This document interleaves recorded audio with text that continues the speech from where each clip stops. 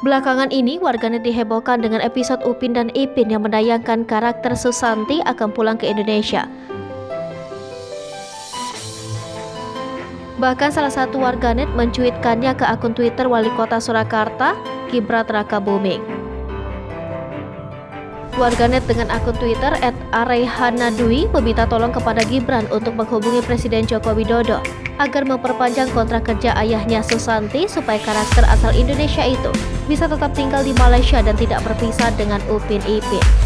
Tweet tersebut baru ditanggapi oleh Gibran melalui akun Twitter resminya yang mengatakan bahwa kontrak kerja telah diperpanjang. Episode Upin dan Ipin, Susanti Jangan Pergi itu sebelumnya telah menjadi topik hangat di base Twitter khusus film. Belakangan diketahui bahwa memang kontrak kerja ayah Susanti telah diperpanjang.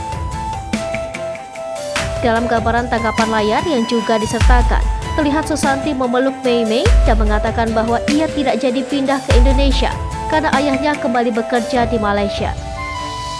Cuitan Gibran yang telah disukai sebanyak lebih dari 7.500 kali oleh sesama pengguna Twitter itu pun menuai beragam komentar.